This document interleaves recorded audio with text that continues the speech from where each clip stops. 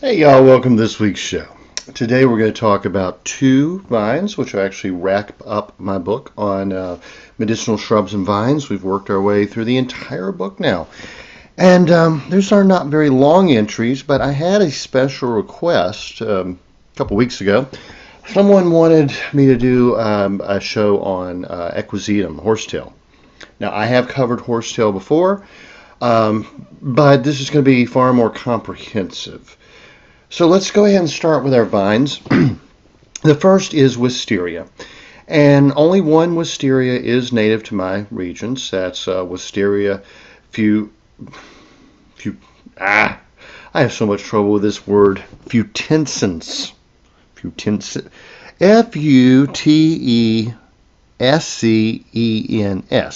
Futescens. There we go. Futescens. Some words get me. I end up sounding like Sylvester the cat when I try to pronounce them. But anyway, that's American Wisteria. Two are naturalized, of course. Wisteria floribunda, that's Japanese Wisteria, and Wisteria sinensis, Chinese Wisteria. Wisterias are really interesting plants. Oddly enough, they're leguminous to start with. They're in the same family as beans and peas, but also kudzu. And in their growth habits, they're a lot like kudzu. And for some reason, everybody wants to eradicate the kudzu, but people still can buy wisteria down at the local garden store and plant it ornamentally. If you let wisteria get out of control, it will spread like crazy because, one, it's a vine, and vines tend to do that, but two, it's leguminous, and leguminous plants form fungal relationship on their roots that allow them to take nitrogen from the air and fix it in the soil. So they're self-fertilizing. That's why these things can get out of control so very badly. Chinese Wisteria is the one with the most documented medicinal use. And its seeds are diuretic, and it's used in the treatment of heart ailments. One report says, this is from Plants for Future, one report says the stems and flowers are also used in Chinese medicine, but gives no more information. Now, I'm going to warn against use of wisteria. First of all, I'm incredibly allergic to both Asian forms of wisteria. The American wisteria doesn't seem to bother me. They are beautiful, beautiful plants, beautiful flowers. The bees love them. You know, I don't have a problem with them as such. But like many members of the Leguminaceae family, they are toxic. All three have some level of toxicity. So this is not one I use. One, because I have serious allergies to it. One whiff of wisteria will just send my allergies. I mean, I'll have an asthma attack immediately. And I mean, I love this stuff. I love to look at it, but it's just, and it makes wonderful baskets. It's one of the best basket weaving vines there is. I will harvest in the fall, you know, after the leaves have died back usually, but definitely after the flowers are gone. But yeah, it's there are. I believe over 10,000 members of the Leguminaceae family, and all those have like sub varieties. And we only eat like a couple hundred. Is that right? I think that's right. But most of them do have some level of toxicity. But our beans and peas, we found over the millennia since humans began eating them that we're okay with those. But don't go around eating wisteria pods. It's not going to end well. Now the other one, the last one I'm going to mention of the from this book is one I have to give a huge warning about. Our Native American mistletoe is extremely different from European mistletoe. Most European herbals will recommend mistletoe for many conditions, and it's a very useful herb. It lowers blood pressure. It's relaxing. It has many antispasmodic effects. Really, it's included in the Swedish bitters. I mean, European mistletoe is an incredibly good medicinal herb. So whenever you pick up an herb book and it shows a listing for the medicinal uses of mistletoe, it is very, very, very important to understand that is European mistletoe. Now, unfortunately, 99% of herb books do not make this differentiation. American mistletoe, which grows abundantly in especially eastern and coastal North Carolina, is extremely toxic. I mean, there have been reports of children dying from just eating a berry or two. It almost has the opposite properties of European mistletoe. European mistletoe, which was really one of the most recognized and important herbs of like Ireland, for instance, do not confuse that with American mistletoe.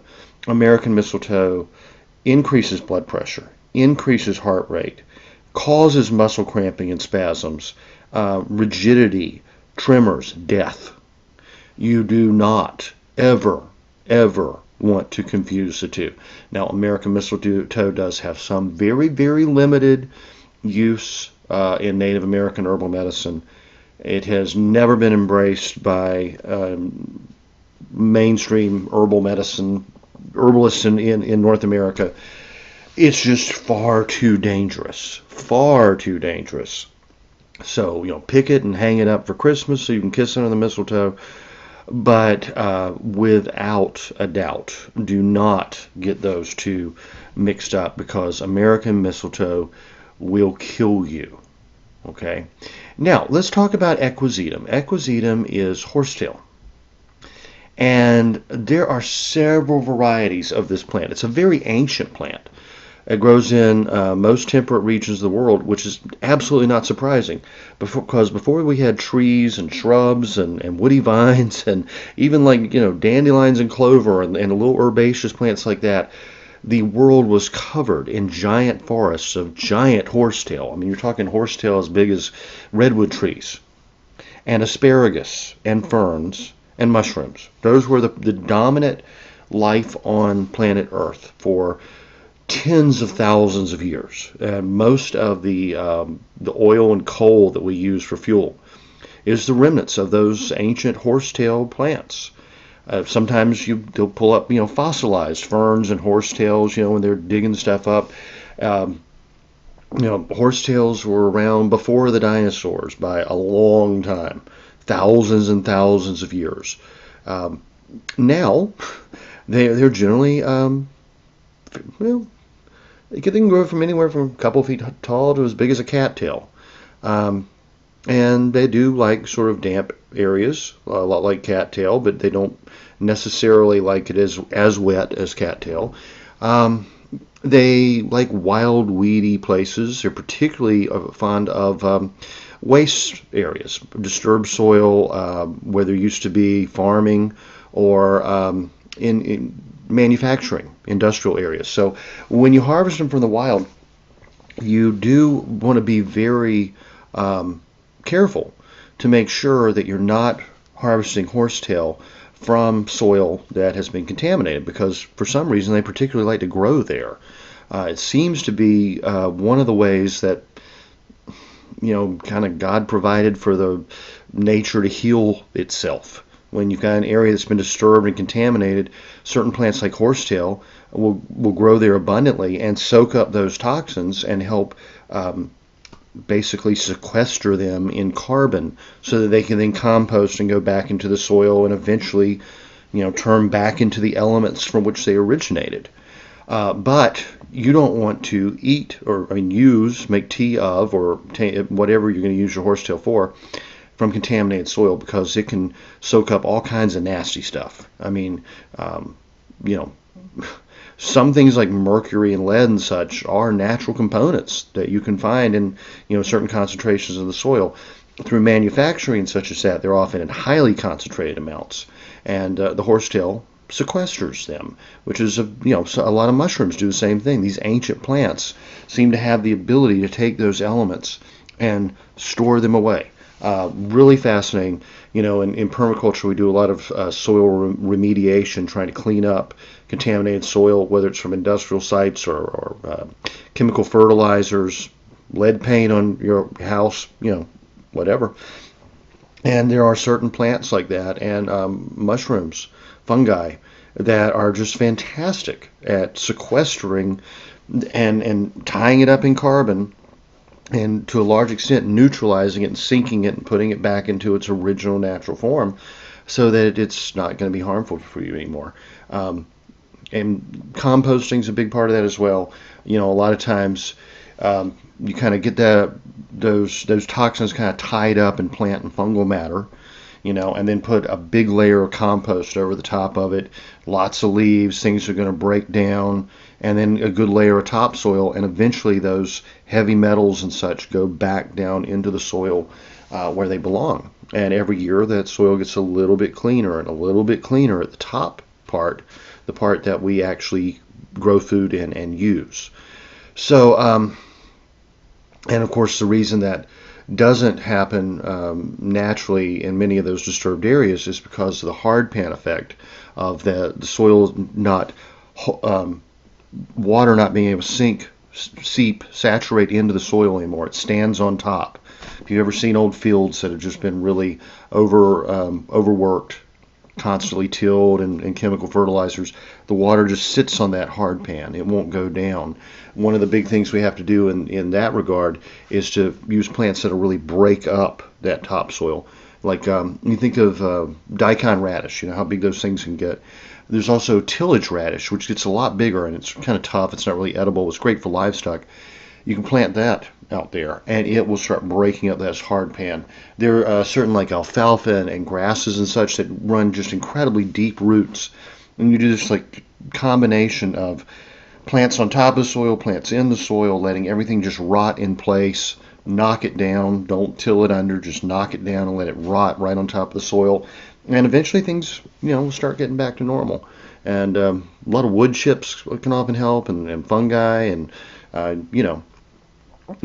very few sites are contaminated to the point of not being able to be remediated. Those would be like more your Superfund sites, and that's usually where really bad stuff's happened, like chemical weapons factories and such as that. So I know of one in North Carolina.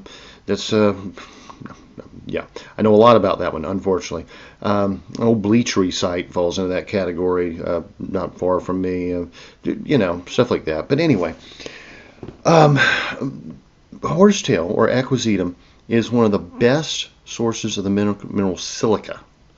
Very, very useful. Actually, one of the most useful medicinal herbs, and knowledge of it goes back thousands of years. Let me get a sip of water here. Dioscorides wrote about Equisetum, and it was called Hippurus, coming from the word hippo or horse. So the reason is it kind of looks like a horse's tail, the way the flower, the leaves, I guess. It's not a leafy plant. What is the word for that? Anyway, like fronds or whatever grow on top. It kind of looks like a horse's tail. So anyway, he said it grew in moist places and ditches, and jointed stalks and rushy type leaves. There you go. Yeah, I guess they are sort of rushy type leaves. But anyway, he says the root is woody and hard, and the herb is astringent. The juice of it stops discharges of blood from the nostrils. A decoction taken as a drink with wine helps dysentery and induces urine. Pounded into small pieces and sprinkled on, it closes bleeding wounds. Both the root and herb help cough and asthma. It is also said that a decoction of the leaves taken as a drink in water joins openings of the intestines and any cutting apart of the bladder and hernia, so internal injuries essentially. It is also called, I'm not going to get into all the different names of it and the different peoples of the time. It's not really germane to the conversation, I guess. I don't know. I'm blanking out on the word I was looking for. Relevant would work. So Father Sebastian Nape called Equisetum arvents shave grass, and he said the manifold and excellent effects of this medicinal herb cannot be too highly estimated. It not only cleanses the house utensils, for which it is considered a first-class polisher by all housewives, but it also helps the interior and exterior infirmities of the body. The reason it's called shave grass, they used to actually make scouring brushes and even like shaving brushes out of horsetail. In old injuries, putrid wounds, on all and even gangrenous ulcers, the shave grass operates in an extraordinary manner. It washes away, dissolves, burns out, as it were, all that is injurious. The herb is used either as a decoction for ablutions, bandages, vapors, and compresses, or it is wrapped up in wet cloths and laid on the suffering part. The services rendered to the interior parts by the shave grass are still more manifold. Its tea purifies the stomach. A cupful is taken from time to time, but not daily. And it can be very tough on the kidneys, so you definitely don't want to take it daily. It eases the pains caused by gravel and stone disease, so kidney and bladder stones. And above all, it relieves the sufferers who have difficulty in discharging their urine. For this it stands alone. It is not to be replaced and is invaluable. Shave grass vapors, especially for the disease hinted on. I don't know. Exactly such diseases are frightfully. Oh, he's talking kidney and bladder stones. Okay. Take particular notice of this simple herb, which may be had without any trouble whatsoever. Such patients should take daily a cup of shave grass tea together with the required exterior application. And in that case, you're taking it as a strong diuretic until the stone passes. For bleedings, blood vomiting, it counts among the best and first and best teas. Those who vomit blood should take it without delay. Remember, Father Nape had tuberculosis, so he knew what he was talking about. I know of cases in which after 4 minutes, even a perfect cessation took place. In cases of violent bleeding at the nose, such tea is drawn up through the nostrils. It operates in a contracting manner, and its effect is soon felt. Such as are visited with hemorrhages, I recommend drink daily 1 or 2 cups full of this tea. There should be a sufficient supply of shave grass kept in every home dispensary, so that in times of need, which often such occur, it may be quickly at hand. Brother Aloysius said that it was useful for bladder complaints, painful bladder, gravel stones, difficulty in urination, heavy bleeding, vomiting blood, nosebleeds, skin ulcerations, suppurations, cancerous sores, and as an astringent. Father Kunzel wrote that horsetail, the entire species of Equisetum, says, thrives in some fields, and so much that one cannot get rid of it, and has often been condemned, and angry perpetrators have evoked ghosts. I think he's saying people curse the plant. I think that's what he's saying. But some of them have already long been resting in the graveyard. If they had collected the horsetail in good time, dried it and used it, he would still be alive and perhaps still grow as old as the rabbi from Bayshore, who would not make his last will before he had seen the Falkness Mountain green in summer and white in winter for 90 times. That must be some legend in Austria. I'm not sure. Pastor Nape called the herb, yes, we went through that. He said it was useful against all the rotting wounds, used by sitting over the steam. Remember, he mentioned the vapor, so that's making a steam of the plant to help with wounds and for stones. He says, I have seen for myself how an 86-year-old man recovered from the most terrible suffering from stones after a single steam remedy session. Then afterwards he lived many more years. The horsetail heals the strongest blood flow, and hematitis taken as a tea for a very short time, it heals almost instantly. So later in the Germanic Austrian tradition, Maria Trebin did a lot to popularize horsetail again. She actually goes on for like 10 pages here. I'm going to try to cut to the chase. She said for painful bladder, catarrh, and cramp-like pains, there's no better remedy than a decoction of horsetail. If one wraps oneself in a bathrobe and allows the hot steam of the decoction to work into the bladder for 10 minutes. So this is external steam, just sitting over the hot steam, essentially. Interesting. She says repeat several times, it will bring relief. Old people who suddenly have trouble urinating, together with pain because the urine is not expelled, or only does so a drop at a time, will find relief through the horsetail, especially the hot steam. She said to be used in place of a catheter. I have no idea. I hope never to have to know. For gravel, stone, and kidney, bladder, hot horsetail sitz baths are taken. So this is sitting in a hot bath of horsetail. That used to mean like the little wash tub you would just basically sit in, but most people use a full bathtub now because we don't really have those around so much anymore. 4. Gravel and stones of the kidney and bladder, hot horsetail sitz bath are taken, and at the same time warm horsetail tea is sipped. The urine is held back and finally emptied under pressure. This way most stones will pass. On the strength of this suggestion, I have received letters which confirm the above.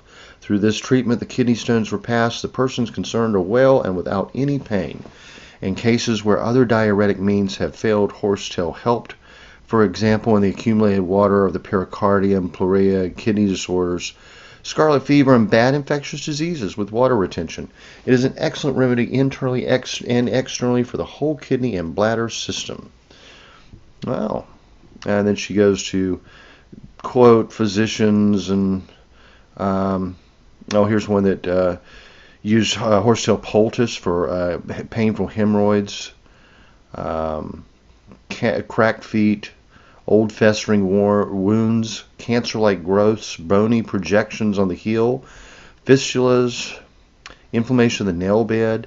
Horsetail, because it's silica, is especially good for the skin, hair, and nails, by the way. Let's see. She said horsetail tincture was good for sweaty feet. Horsetail, she again said a compress used from a concoction used for bleeding.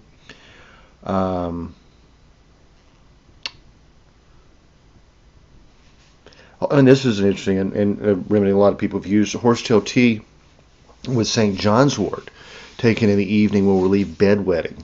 Also good as a gargle for tonsillitis. It's the astringent property. And let's see. Various vaginal discharges, very good. Boy, she goes on forever and then tells stories of people who have used it and the way they've been healed. Maria Trebin's books are fantastic, really. French herbalist Maurice Messague used horsetail in his remedy for hemorrhoids as well. He recommended hip baths, again, basically sitting in a washtub, of 1 handful of milfoil flowers, 1 handful of milk thistle roots and leaves, 1 handful of couch grass, 1 handful of lavender flowers, and a handful of horsetail and a handful of knotgrass roots. He always used these formulas, and he used everything topically. Everything Maurice Messague did was topical, nothing internal. And his herbalism was widely recognized to be highly effective. He was the most famous and popular herbalist in all of Europe for quite a long while. We're talking like 1950s essentially, and he was about the only one in all of France legally able to practice because so many of the wealthiest, most famous, and aristocratic people went to him. In the Polish tradition, Sophie Hoderick's Nab tells us that there were 9 varieties of horsetail found in Poland, and the old herbalist Cyrenise, I cannot pronounce Polish, Cyrenise, I don't know, recommended preparing it in wine for dysentery and bloody lungs. He also recommended it in the form of a bath, compress, or a rub for wounds, especially wounds resulting from duels. Isn't that interesting? So even for sword wounds, duels at this time could have been pistols as well. I don't know. It was used in the form of a grated powder mixed with water for ulcers for the liver and uterus, and mixed with wine for intestinal wounds and stomach ulcers. Good for internal bleeding and excessive menstrual bleeding.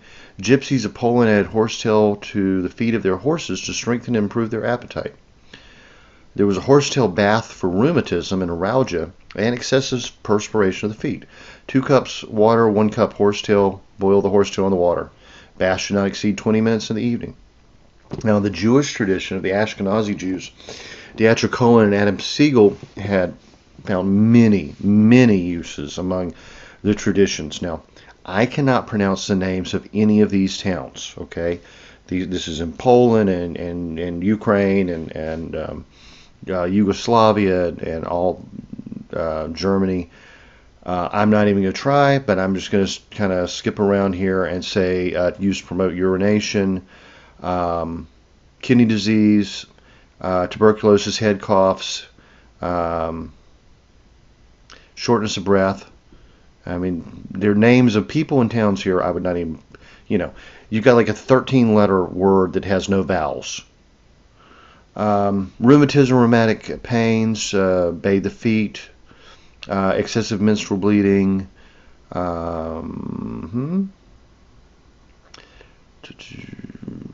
unspecified diseases of the uterus, nose styptic for staunching nosebleeds and the throat bleeds, hemorrhoids, bloody urine, and used in cattle as well for diarrhea and bleeding and such as that. Turning to Russia, Igor Vilovich Zevin said horsetail is found throughout Russia. Old Russian manuscripts refer to a coughing disease that affected a beautiful young maiden in the town of something I can't pronounce. The situation was so bad that blood dripped out of her mouth, so probably tuberculosis. Story describes how a local healer took some shaved grass, which was ground up like sand, and gave it to the maiden, and the also placed it on her chest, and the cough ceased. And it was used as abrasive. It was used to scrub pots and such, and even used like sandpaper at one point. British tradition. Gerard describes it quite a bit. At this point, it was used a lot with as a sandpaper to polish wood and other metals and different things, like a very fine emery cloth, essentially. He goes on and talks about a bunch of different kinds of horsetail that grew in England. Let's see if I can get to medicinal uses. Virtues. Herb drunk with water or wine, excellent remedy against bleeding of the nose and other fluxes. It stayeth the overmuch flowing of women's fluxes, so menstrual issues again. Juice of the herb taken internally, more effectual, of course. Horsetail roots boiled with wine, very profitable for ulcers of the kidneys and bladder, cough, and difficulty breathing. We'll skip ahead to about 1931. Miss Grieve in her Modern Herbal talks about various ones, a lot of history. I mean, her books are so great for the history of the use of these plants. I want to skip ahead to medicinal actions and uses, diuretic and astringent. Horsetail has been found beneficial in dropsy, that's edema, gravel and kidney affections. Generally, a drachm of the dried herb, powdered, taken 3 or 4 times a day, has been very effectual in the spitting of blood. Let's see, the ashes of horsetail are also used, very valuable in acidity of the stomach, dyspepsia. Besides being useful for the kidney and bladder trouble, a strong decoction acts as a minagogue. It can actually bring on menses. Being cooling and astringent, it has efficacy for hemorrhages, cystitis, ulceration, ulcers of the urinary passage. Decoction applied externally will stop bleeding and quickly heal them, and also reduces swelling of the eyelids. That's cool. Culpeper, she quotes Culpeper, but he's talking about how it's good for coughs and mucus discharges, inflammations, and skin disorders. Irish tradition, John Kehoe says a decoction, and if you've taken internally, stops excessive menstruation, dysentery, and all flows of blood. It is pounded and crushed and applied to wounds. It stops bleeding and further inflammations. A decoction of the whole plant is good against coughs and difficulty bleeding. The juice sniffed into the nose will stop a nosebleed. All right, so now we get to the American tradition, the earliest herbal we have in American. The The eclectics said that a decoction or infusion of the common scouring rush, that's horsetail again, acts as a mild and simple diuretic, and as such has been used in gravel, dropsical affections, irritations, and inflammations of the urinary organs, strangury against edema, essentially, well, suppress urine. That's more like when you can't pee, basically. Not necessarily water retention like edema or dropsy. Strangury is specific. Suppress urine and other similar affections.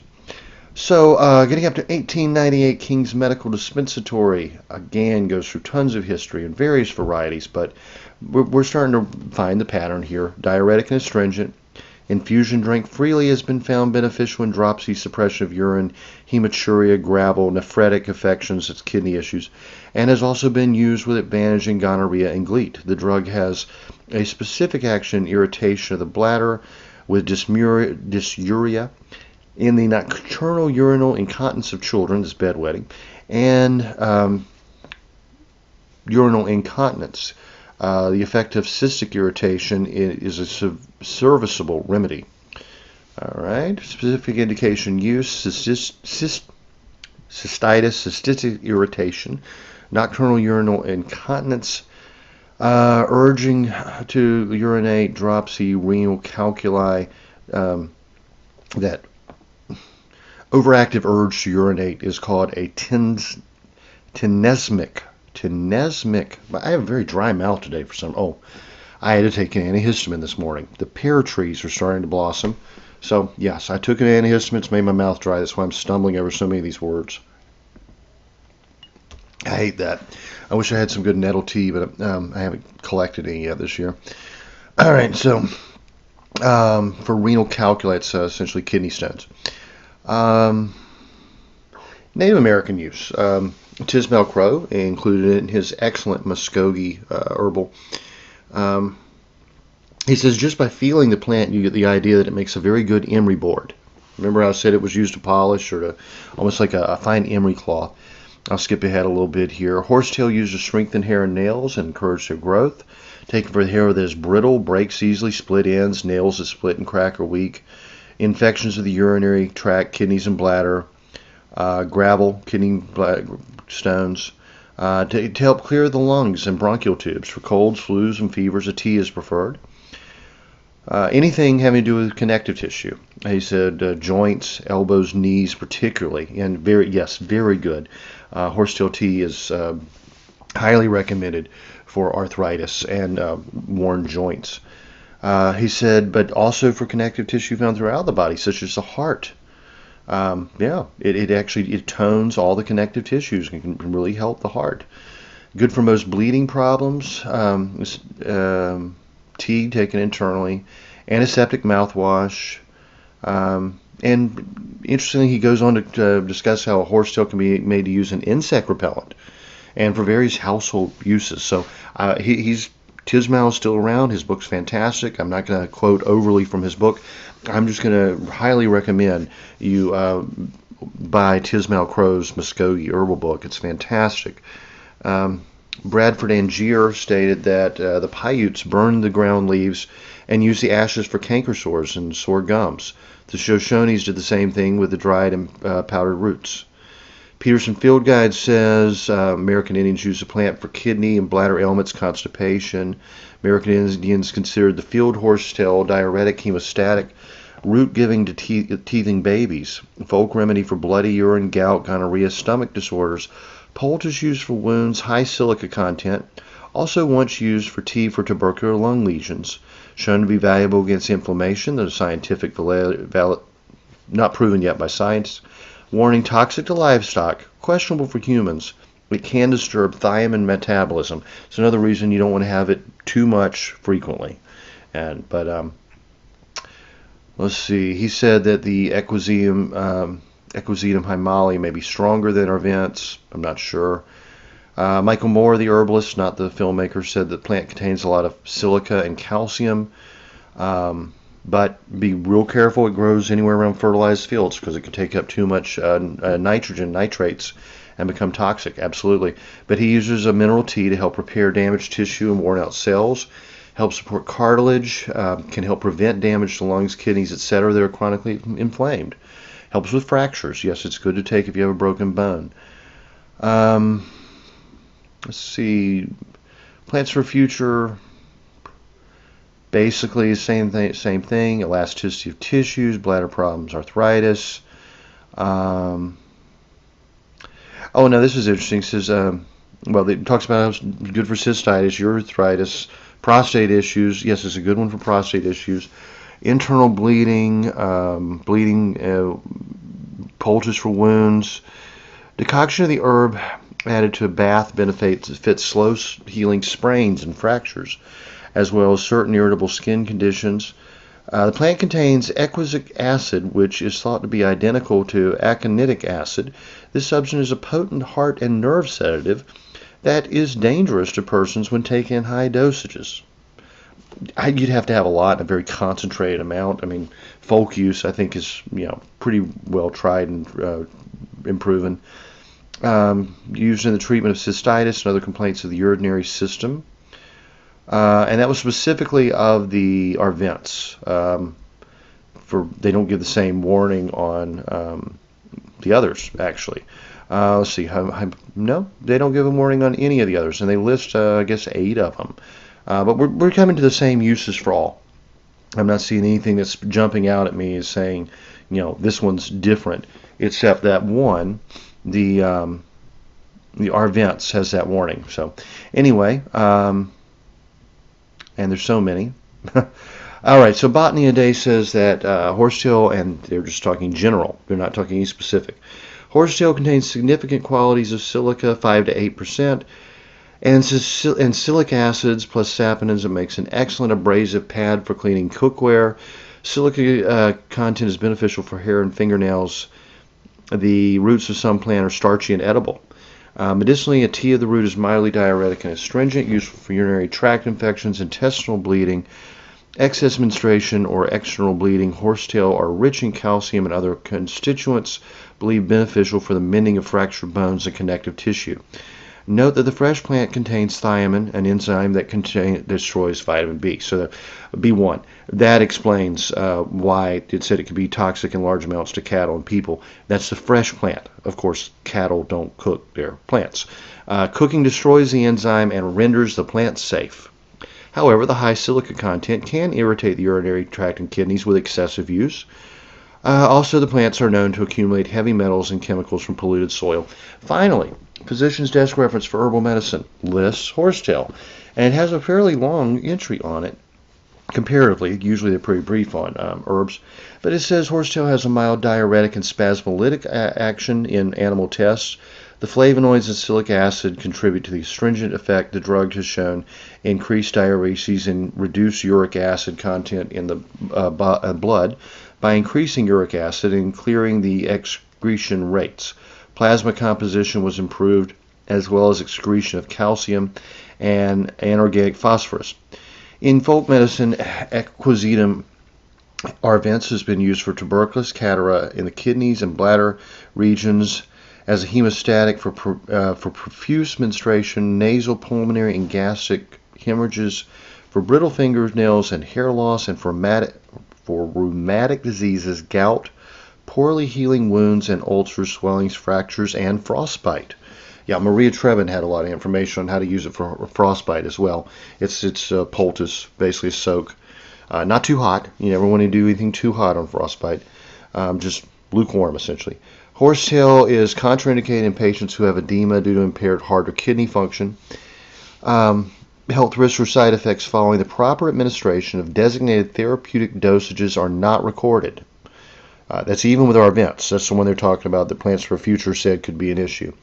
A doctor should be consulted when the drug is utilized as a bath additive in case of major skin lesions, acute skin lesions of unknown origin, major feverish and infectious diseases, cardiac insufficiency, and hypertonia. All right, y'all, that's going to wrap it up for this week. And I'm going to go get a big glass of water. Whew, my word. That antihistamine has dried my mouth out like crazy.